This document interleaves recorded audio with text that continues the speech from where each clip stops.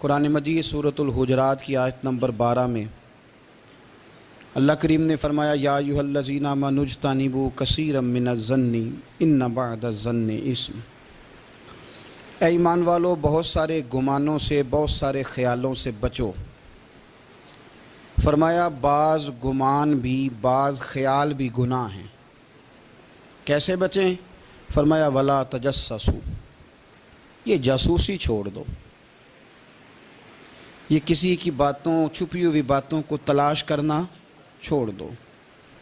اس سے تم گمانوں سے بچو گے، وسوسوں سے بچو گے، خیالات سے بچو گے۔ نفسیاتی طور پر جو لوگ پاک صاف ہوتے ہیں نا، ان کی زندگی مطمئن ہوتی ہے۔ بہت زیادہ مال، دولت، وجاہت، شہرت کے باوجود جو لوگ نفسیاتی طور پر کسی میل کچیل کا شکار ہوتے ہیں، ذہنی طور پر، وہ ساری صلاحیتوں کے باوجود بھی کمزور، بے چین اور بے سکون رہ جاتے ہیں۔ زندگی میں گمان، سوچ، اپنی نفسیات کو ہمیشہ اچھا رکھیں۔ کبھی بھی اپنے آپ کو الجھاؤ کا شکار نہ ہونے دیں۔ جس آدمی نے سکون لینا ہے اس نے بھی یہاں سے لینا ہے، اپنے اندر سے۔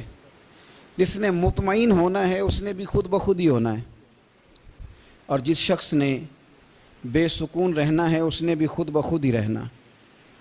میرے نبی کریم علیہ السلام نے اپنے صحابہ کو مطمئن زندگیاں فراہم کیں، اطمینان بخش رویے حضور نے دیے۔ آپ غور فرمائیں گے کہ غریب ترین صحابہ بھی جب کوئی ان سے پوچھتا تھا کیفیت کیا ہے تو وہ کہتے تھے الحمدللہ، اللہ نے ہمیں نبی کریم کا غلام بنا دیا ہے۔ اب ہم خود اپنے آپ کو اتنا نفسیاتی طور پر کمزور کر لیتے ہیں، سوچ سوچ کے کہ فلانا بڑا ہو گیا ہے، میں چھوٹا رہ گیا ہوں، فلاں آدمی آگے نکل گیا ہے، میں پیچھے رہ گیا ہوں۔ یہ چیز انسان کو کمزور کرتی ہے۔ انسان اگر یہ تصور کر لے کہ جو میرے حق میں بہتر تھا میرے رب نے مجھے عطا کر دیا ہے، اسے سکون نصیب ہوتا ہے، پھر نفسیاتی مسائل ختم ہوتے ہیں۔ بڑے بڑے سمجھدار لوگوں کو کالا جادو ہو جاتا ہے، اور بڑے بڑے عقل مند لوگ ہوتے ہیں جن کی بھابھی انہیں نظر لگا دیتی ہے۔ بڑے بڑے سمجھدار لوگ ہوتے ہیں کہ جن کی دکان کے آگے کوئی تعویذ پھینک جاتا ہے۔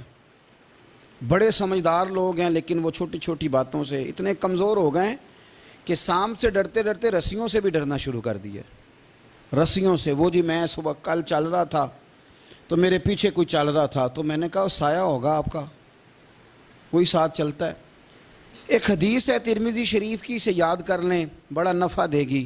میرے نبی کریم علیہ السلام نے فرمایا اگر ساری دنیا مل کے بھی تیرا نقصان کرنا چاہے تو جب تک رب کی مشیت نہ ہو تیرا نقصان ہو نہیں سکتا۔ ختم ہو گئی بات، باہر آ جائیں اس چیز سے۔ اور فرمایا سارے زمانے کے لوگ مل کر تیرا نفع کرنا چاہیں تو جب تک اللہ نہ چاہے وہ تیرا کوئی نفع کر نہیں سکتے۔ نقصان بھی اللہ کی مشیت پہ ہے، نفع بھی اللہ کی رضا پہ ہے، تو پھر آپ بلا وجہ لوگوں کو دیکھ کر ٹینشن کیوں لیتے ہیں؟ پریشانی کاہے کی ہے؟ آزمائش کس بات کی ہے؟ اپنے آپ کو سکون دیں، اپنے آپ کو مطمئن کریں، کہیں رب بڑا ہی مہربان ہے، اس نے جہاں اچھا سمجھا ہے وہاں اس نے مجھے رکھا ہے۔ اپنے ذہن کو اطمینان دیں، سکون دیں۔ میرے نبی کریم علیہ السلام کی پوری حیات مبارکہ میں آپ کو شکوہ نہیں ملے گا کہیں بھی۔ حضور یتیم پیدا ہوئے، کتنی دفعہ آپ کو کتابوں میں ملتا ہے کہ حضور روئے ہوں کہ میرا باپ ہوتا تو ایسے ہوتا، میری اماں ہوتی تو ایسے ہوتی۔ ہم روز نہیں روتے۔ نبی کریم صلی اللہ تعالیٰ علیہ وسلم نے اپنی زندگی ساری آزمائشوں میں گزاری۔ کہیں آپ کو محسوس ہوتا ہے کہ نبی کریم صلی اللہ علیہ وسلم کسی کے پاس بیٹھے اور فرمایا آؤ میں تمہیں اپنے دکھ سناؤں؟ ہمیں تو مسئلہ بن گیا ہے، ہم لوگوں نے اپنے آپ کو غیر مطمئن بنا لیا ہے۔ ہم ان ساری چیزوں کی ڈیمانڈ کرتے ہیں جو ہمارے مالک نے مناسب نہیں سمجھی ہمیں دینی۔ ہمیں اپنے آپ کو مطمئن کرنا چاہیے، سکون میں رکھنا چاہیے۔ اگر آپ تھوڑا سا اپنے آپ کو سکون دیں، اطمینان دیں، کہیں الحمدللہ، اللہ تبارک و تعالی جہاں جس کو چاہتا ہے وہاں اسے بٹھا دیا کرتا ہے۔ پھر ہم لوگوں کا منصب چھیننا چاہتے ہیں، حسد کرتے ہیں، بغض پیدا ہوتا ہے، عداوت پیدا ہوتی ہے، نقصان ہوتا ہے۔ فطری طور پر جو صلاحیتیں اللہ نے دی ہوتی ہیں ان کو بھی زنگ لگ جاتا ہے، زنگ لگنے لگتا ہے ان سب چیزوں کو جو اللہ نے اپنے فضل سے ہمیں دی ہوتی ہیں۔ تو بات کو یاد رکھیں کہ زندگی میں آپ مطمئن ہو جائیں کہ رب کریم نے جو دیا ہے وہ کمال ہی دیا ہے، کمال ہی۔ حضور کی ایک زوجہ محترمہ تھی تو ان کے ہاتھ ذرا لمبے تھے، مومنوں کی ماں۔ بعض خواتین نے ان سے کہا کہ لمبے ہاتھوں والی، ہم بنا لیتے ہیں نا یہ بھی بات کہ اس کا ناک موٹا ہے تو اس کی آنکھیں چھوٹی ہیں، تو اس کے کان بڑے ہیں تو اس کے ہاتھ کیسے ہیں، تو کہا لمبے ہاتھوں والی۔ تو وہ پریشان ہو گئی، نبی کریم علیہ السلام تشریف لائے، کیا ہوا؟ عرض کی یا رسول اللہ مجھے لمبے ہاتھوں والی کہتے ہیں۔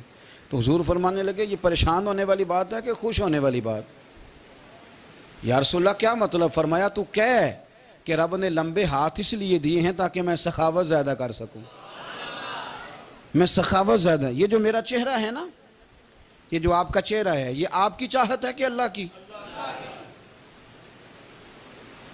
فی ای صورت ما شاء رکبک، اللہ فرماتے ہیں جیسے میں نے چاہا ہے ویسے تجھے بنایا ہے۔ تو اگر میرا موٹا ناک، میری چھوٹی آنکھیں، میری بڑی آنکھیں، میرے چپٹے کان، یہ میرے تو نہیں، یہ تو میرے رب کی چاہت ہے۔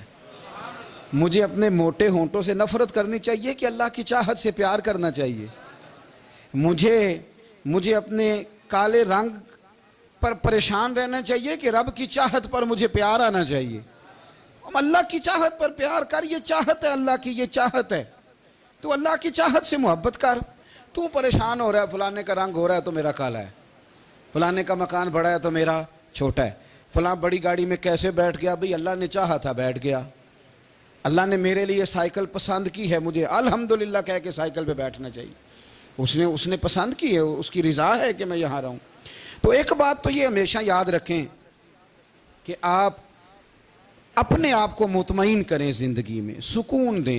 نفسیاتی طور پر ہم بڑے ڈسٹرب اس لیے ہیں کہ ہم بے سکون رہتے ہیں جان بوجھ کے، وجہ ہی کوئی نہیں۔ لیکن جب تک زندگی ہے اللہ نے زندہ رکھنا ہے، اور جب وقت آ جانا ہے تو پھر کوئی ہمیں بچا سکتا، تو ٹینشن کس بات کی ہے، ڈپریشن کس بات کا ہے؟ ایک بات۔ دوسری بات یہ کہ دوسروں کی نفسیات کا بھی تھوڑا تھوڑا خیال کریں۔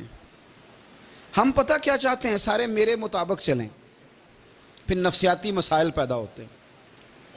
میرے ساتھ اگر 100 بندہ پیار کرتا ہے تو ان کے مطالبے الگ الگ ہیں۔ کوئی کہتا ہے جناب کو پیار ہی کرنا چاہیے، ہر ایک سے مسکرا کے ملنا چاہیے، کوئی کہتا ہے حضرت صاحب اتنا بھی پیار کریں تو لوگ نگل جاتے ہیں، تھوڑی ڈنڈی پٹی بھی ہونی چاہیے۔ دونوں قسم کے لوگ ہیں نا جی۔ ایک وہ شخص ہے جو کہتا ہے اتنا بڑا مجمع ہے تو 2 سیکیورٹی گارڈ بھی ہونے چاہیے۔ تیسرا کہتا ہے جی یہ عجیب عجیب لگتا ہے، ایک گارڈ رکھے ہوں کسی بندے نے، کسی بڑے آدمی، تو یہ ہر بندے کا مطالبہ۔ اب آپ نے کیا کرنا ہے؟ آپ نے لوگوں کے مزاج کی رعایت کرنی ہے، جہاں تک آپ پیار کر سکیں آپ نے کرنا ہے، جہاں تک محبت کر سکیں آپ نے محبت۔ نبی پاک نا بچوں کے مزاج کا خیال کرتے، چھوٹے بچوں، حضور پاک سے گزرتے تو فرماتے السلام علیکم۔ ایک بچے نے نا حضور کے کپڑوں پر پیشاب کر دیا تھا، اس کی ماں پریشان ہو گئی، بخاری ہے۔ یا رسول اللہ وہ بچہ تھا پتہ نہیں چلا، تو نبی پاک فرمانے لگے کیا ہو گیا؟ وہ بچہ ہے، اللہ نے پانی پیدا کیا نا، ابھی اس پہ پانی بہائیں گے سب ٹھیک ہو جائے گا، وہ بچہ ہے۔ لیکن حاجی صاحب گھر میں بگڑ جاتے ہیں، پوتا اگر پیشاب کر دے کہتے ہیں میں نماز پڑھنی ہوں، وہ بگڑ جاتے ہیں۔ پیر صاحب بگڑ جاتے ہیں اس بات پہ، علامہ صاحب بگڑ جاتے ہیں، سیٹھ صاحب کہتے ہیں پتہ ہی نہیں بچے نے پیشاب کر دیا ہے۔ حضور نے فرمایا کہ بچہ بچہ ہوتا ہے، وہ چھوٹا ہے، اس کا ایک مزاج ہے، اس کا ایک مطالبہ ہے۔ اب آپ یہ کہیں کہ وہ بڑا مجھے پاک صاف سمجھتا ہے تو اس رویے سے میرے ساتھ وہ ملاقات کرے، آپ اس کے مزاج کی رعایت کریں گے۔ نبی کریم کے غلام کے بیٹے ہیں حضرت اسامہ بن زید، نواسوں کی بات نہیں سنا رہا، زید بن حارثہ حضور کے غلام تھے، ان کے بیٹے ہیں، چھوٹی عمر تھی، ناک بہ رہا تھا۔ ویسے دادا جی ناک صاف کر دیتے ہیں پوتے کا، ہو سکتا ہے وہ ڈانٹ دیں کہ چل دوڑ جا کتنا گندا، اماں سے کہا تیرا ناک صاف کرے، چل نالائق. نانا بھی کہا چل بھاگ جا، کیونکہ وہ حاجی صاحب نے وضو کرنا ہے، نماز پڑھنی ہے، تو ان کے قریب یہ چیز آ گئی تو بڑا مسئلہ بن جائے گا. نبی کریم صلی اللہ علیہ وسلم نے کہا عائشہ اسامہ کی ناک بہ رہی ہے، صاف کر دو.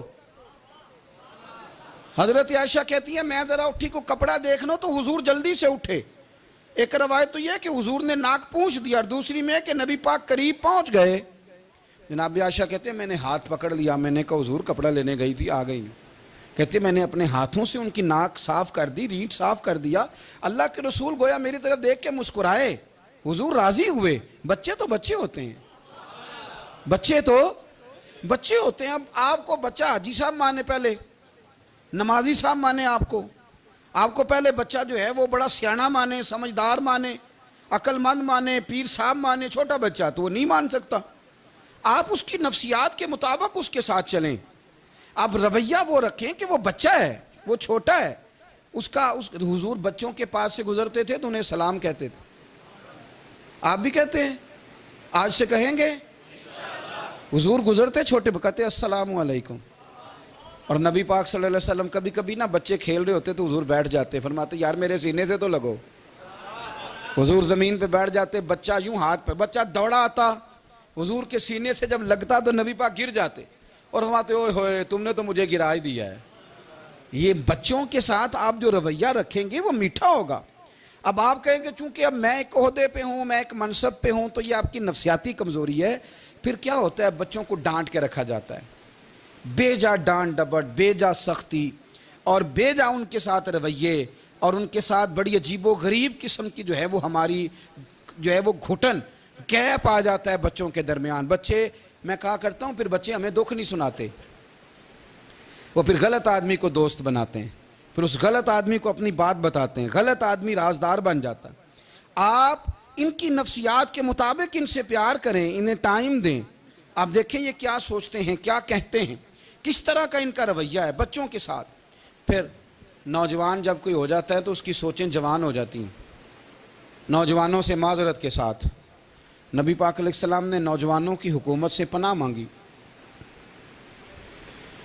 نوجوانوں کی حکومت سے پناہ مانگی ہے، اس لیے کہ نوجوان بڑی جلدی پیار بھی کرتا ہے اور بڑی جلدی نفرت بھی کرتا ہے. سوچیں مضبوط نہیں ہوتی. نوجوان آدمی، جوان آدمی، بکھری ہوئی سوچیں ہوتی. میرے رسول کریم صلی اللہ علیہ وسلم نوجوانوں سے ان کے مزاج کے مطابق ڈیل کرتے تھے، ان کی طبیعت کے مطابق ان کی ذہن سازی کرتے تھے. ہم نہ جوانوں کو وقت نہیں دیتے، ہم مطالبہ کرتے ہیں نوجوان سے کہ وہ ہے نوجوان باتیں بوڑھوں والی کرے. اگر جوانی میں بوڑھوں والی باتیں کرے تو پھر تو شیخ سعدی کہتے ہیں سارے بوڑھے چھوڑ کے اس نوجوان کے پاس بیٹھو، اس کے پاس فیض زیادہ ہے. اگر ایسا ہو جائے، کیونکہ در جوانی توبہ کردن شیوائے پیغمبری، یہ تو اچھی بات ہے. لیکن میرے عزیز اگر ایسا نہ ہو، ایسا ممکن نہ ہو، تو پھر نوجوان کو آپ اس کی طبیعت کے مطابق ڈیل کریں. آپ اس کی سوچ دیکھیں، اس کا رویہ دیکھیں، اس سے پیار کریں. نبی کریم علیہ السلام کے پاس ایک نوجوان داخل ہوا، اندر داخل ہوتے ہی اس نے فٹافٹ ایک بات کر دی. کہنے لگا یا رسول اللہ مجھے زنا کی اجازت دے دیں. میرے جذبات بہت بھٹک گئے، میں روک نہیں سکتا. ہمارے ہاں ہمارے گھر میں کوئی فون کرے تو ہم غیرت مند بن جاتے ہیں. میری غیرت کو گوارا نہیں کہ کوئی میرے گھر میں فون کرے، اور اگر میں کسی کے گھر میں فون کروں تو پھر غیرت کدھر گئی؟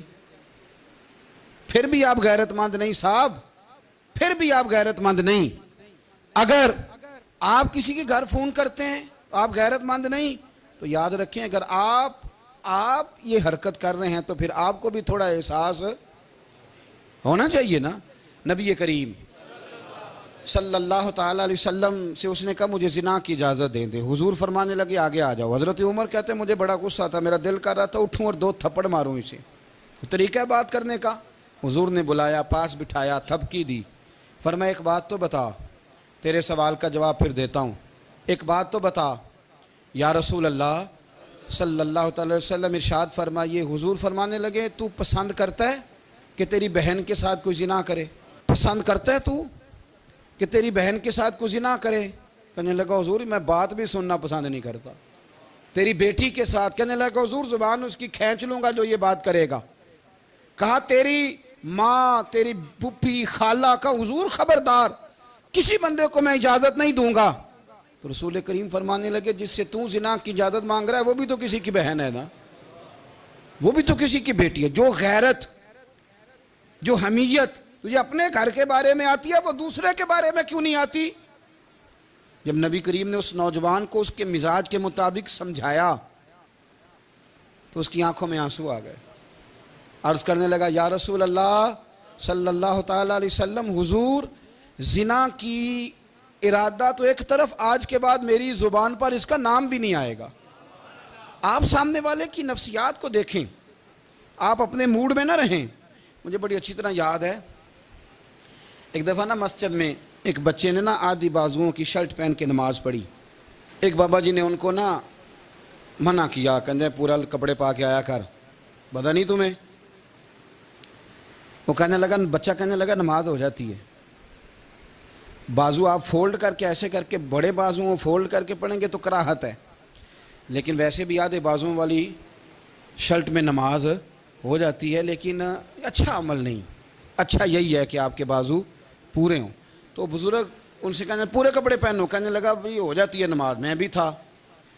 تو مجھے انہوں نے کہا جی حضرت صاحب بات سننا. میں نے کہا جی حکم. کہنے لگے ان کپڑوں میں نماز ہو جاتی ہے؟ میں نے کہا جی ہو جاتی ہے. کہندے لگتا ہے منڈا چودھریاں دا ہے، منڈا لگتا ہے چودھریاں دا ہے. فٹافٹ اسی وقت انہی پیروں پہ میں کہا جی ہے واقعی چودھریاں دا بچہ.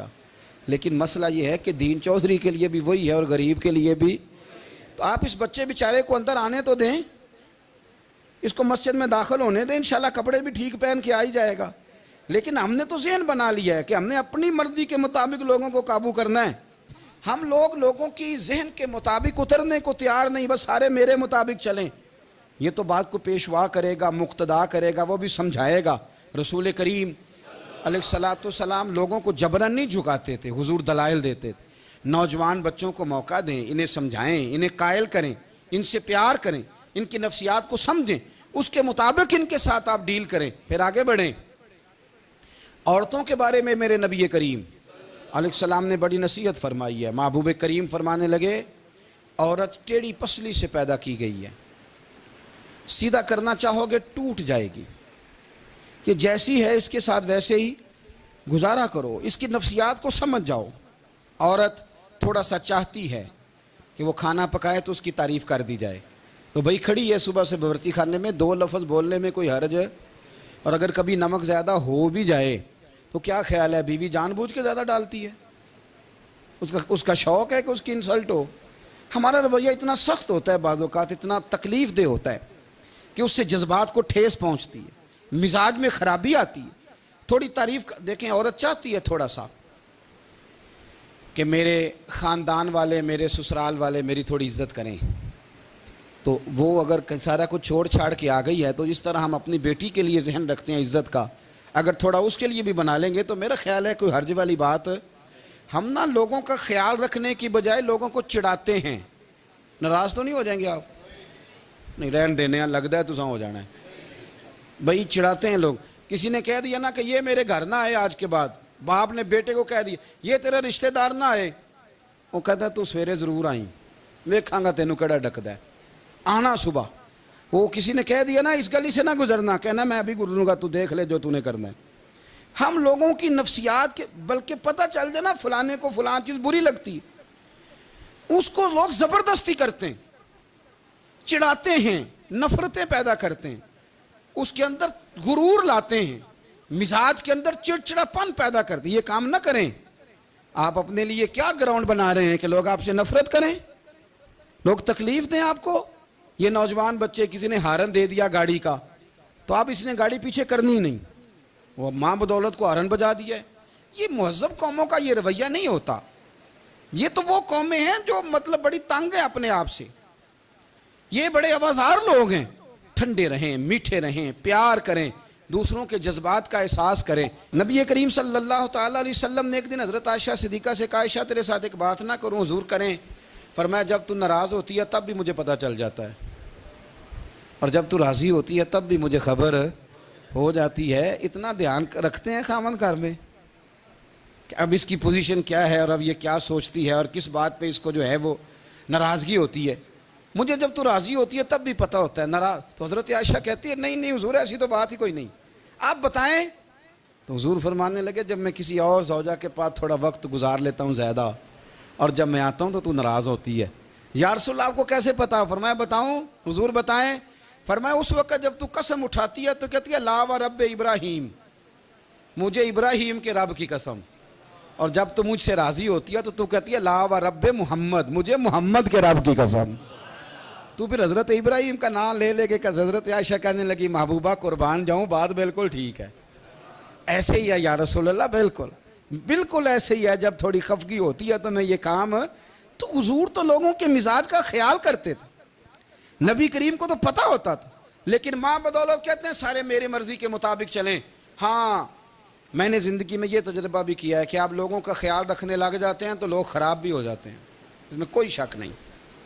وہ سمجھتے ہیں شاید میری ضرورت بڑی ہے. نا یہ بات نہیں بھائی, بات کچھ اور ہے. حضور رحمت للعالمین ہے نا, تو کافر ہے یا منافق ہے حضور کی تو ڈیوٹی ہے پیار کرنا. لیکن کافر کو تو چاہیے نا کلمہ پڑھے, منافق کو تو چاہیے نا مومن بنے. او بھائی میں نے کہا وہ بزرگ ہیں, ان کی ذمہ داری ہی پیار کرنا ہے, وہ جو بھی جائے گا اس سے. لیکن تو بتا تو نے پیار میں سے سیکھا کیا ہے, لیا کیا ہے, تیرے اوپر اثر کیا ہے. پیار کرنا شفقت کرنا اور ہے, یہ جملہ میرا یاد رکھنا. پیار کرنا کسی سے اور ہے اور اس سے راضی رہنا یہ بات اور ہے.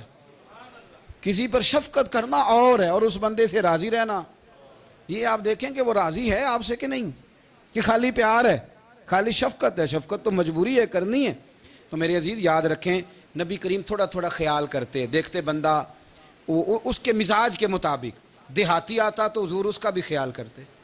حضرت ظاہر دیہاتی تھے, وہ آتے تھے ترکاریاں لے کے گاؤں سے. نبی کریم صلی اللہ علیہ وسلم پیار کرتے تھے, وہ کئی دفعہ عجیب و غریب باتیں بھی کرتے تھے, حضور محبت سے پیش آتے تھے. آپ سامنے امام حسن کے پاس ایک بندہ ہے, بڑی مزیدار بات داتا علی اجویری نے لکھی, مجھے پڑھ کے بڑا ہی مزہ آیا اور سمجھ بھی آئی کہ اہل بیت نبوت کی اصل مخالفت کون کرتا ہے. ایک شخص آیا تو اس نے آ کے نا معاذ اللہ حضرت مولا علی شیر خدا کو, معاذ اللہ ثم معاذ اللہ, امام حسن کے والد کو برا بھلا کہا.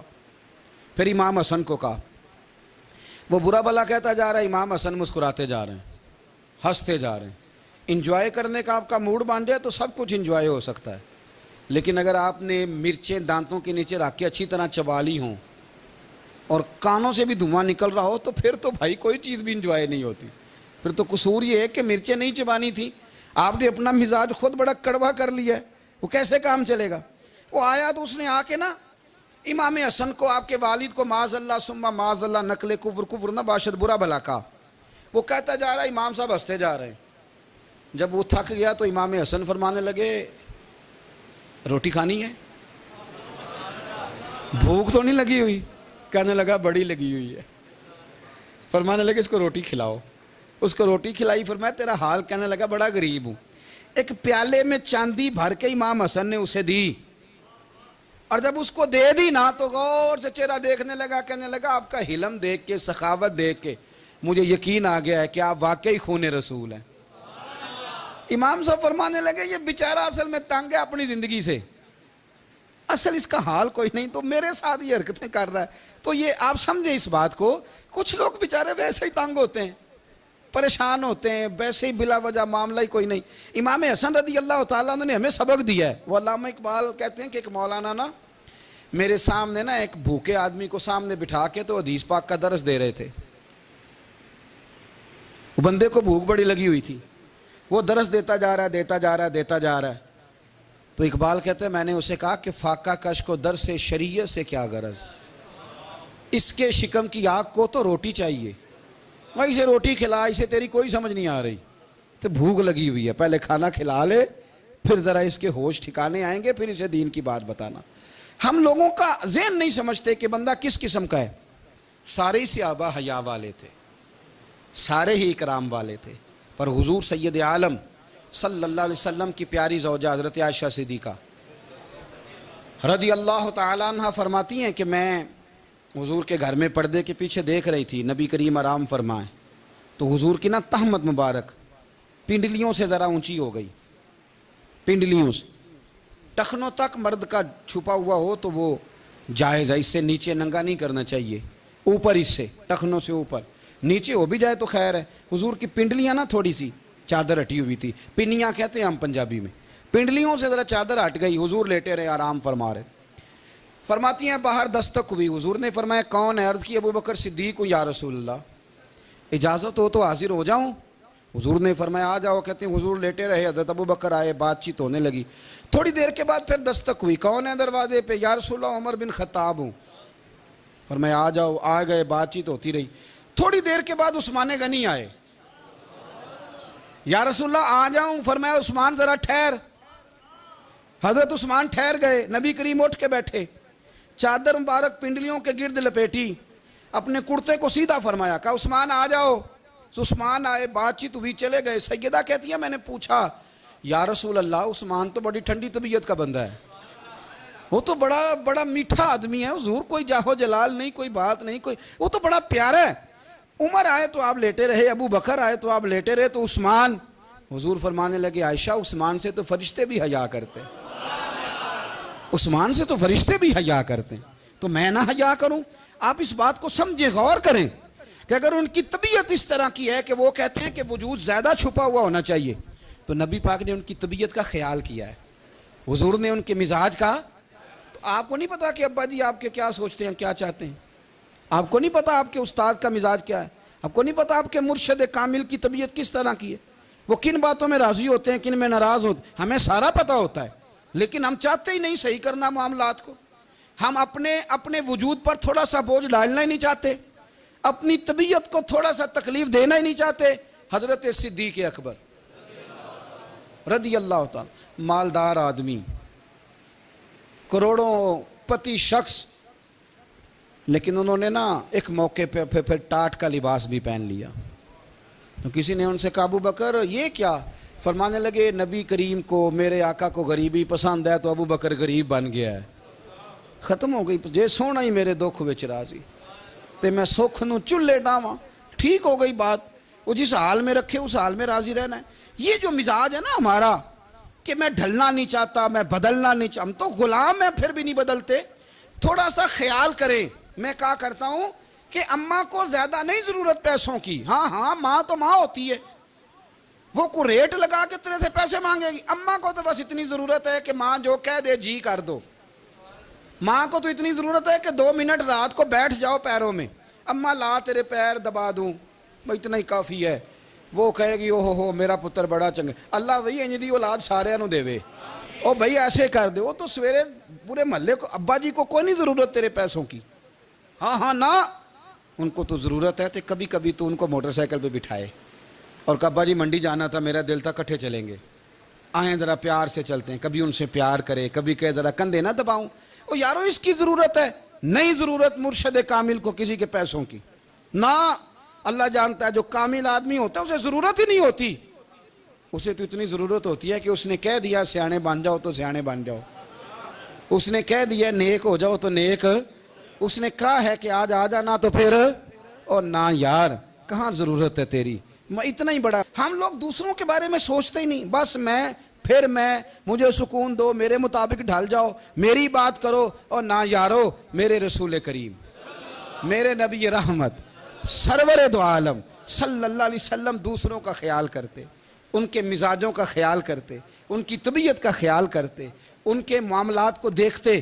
میرے رسول پاک علیہ السلام تو دیکھتے کون شخص کس طرح کا ہے، کس رویے کا ہے، کس انداز کا ہے، اس کو اس کے مطابق عزت دیتے، وقار دیتے، نواز دیتے، اس شخص کا اس طرح کا اکرام کرتے۔ میرے نبی کریم صلی اللہ علیہ وسلم فرماتے ہیں میں نے معراج کی رات میں نے جنت میں ایک محل دیکھا، میرا دل کیا میں اندر سے جا کے دیکھوں، پر اس کے دروازے کے قریب گیا تو عمر فاروق کا نام لکھا تھا۔ فرماتے ہیں میں نے کہا عمر ذرا طبیعت کا سخت ہے، تو اس نے کہنا ہے قانون یہ ہے کہ پہلے اجازت لو پھر کسی کے گھر جاؤ۔ چلو ہم نہیں جاتے، عمر سے پوچھ کے چلے جائیں گے، گھر جو عمر کا ہے۔ نہیں آپ کو سمجھ آئی میری بات کی؟ یار نہیں سمجھے، جن کے قدموں کے صدقے گھر ملا ہے، اگر وہ یہ خیال کرتے ہیں کہ سامنے والے سے پوچھ لینا چاہیے، نہیں آپ نہیں سمجھے، او بھائی جنہوں نے جن کے برکت سے وہ مکان ملا ہے، اگر وہ مزاج کا اتنا خیال رکھتے ہیں تو پھر مزاج رسول کا بھی تو خیال ہونا چاہیے نا. پھر مزاج سنو، پھر نبی کریم صلی اللہ علیہ وسلم واپس آئے، حضور نے بتایا وہ عمر تیرا مکان بڑا پسند ہے یار. میں اندر جانے لگا تھا، دروازے پہ حور بھی بیٹھی تھی، جانے لگا تھا اندر، تو وہ نا میں اس لیے نہیں گیا کہ عمر قانون کو بڑا پابند ہے، اس نے کہنا ہے کہ قانون تو اجازت لے کے جاؤ. حضرت عمر رو پڑے، عرض کرنے لگی حضور میں کہاں اور جنت کا مکان کہاں، مختصر سی میری کہانی ہے، یہ جو بھی ہے آپ کی مہربانی ہے. تو حضرت عمر رو پڑے. لیکن میرے رسول کریم صلی اللہ علیہ وسلم اب اتنا حضور خیال کرتے تو جناب عمر پتہ کون تھے؟ جرت نہیں تھی کسی مائی کے لال کی کہ عمر کے سامنے کھڑا ہو سکے. ہاں جس کے سامنے شیطان نہ ٹھہر سکے، نکل جاتا ہے شیطان بھی. لیکن صحابہ کہتے ہیں جب کبھی حضور کے چہرے پہ شکن آتی تو اتنا وجود ہم نے کسی کا کامتے نہیں دیکھا جتنا عمر کانپا کرتے تھے. کب کبھی طاری ہوتی تھی وہ دلیر میں کہیں اور ہوں، یہاں تو میں غلام ہوں، یہاں تو میں نوکر ہوں. دعا منگیا کرو سنگیو کتے مرشد نہ روس جاؤ. رو پڑتے. اور طریقہ کیا ہوتا؟ زمین پہ کونیاں رکھ کے نا، کونیاں گھٹنے، اب میں آپ کو کر کے کیسے دکھاؤں، حدیث صحیح میں موجود. یہ کونیاں زمین پہ رکھ کے نا، جیسے بچے نہیں چلتے، کونیاں دونوں زمین پہ حضرت عمر رکھ دیتے اور یوں کونیاں رکھ کے تو یوں ہاتھ باندھ دیتے حضور کے سامنے، نیچے کونیاں اور ہاتھ باندھتے اور پھر روتے. جب حضور ناراض ہوتے تو کسی اور سے ناراض ہے نبی پاک، عمر سے نہیں، تو یوں دونوں ہاتھ بچھا دیتے، یوں ہاتھ باندھتے اور کہتے رضیت باللہ ربا وبالاسلام دینا ونبینا محمد صلی اللہ علیہ وسلم.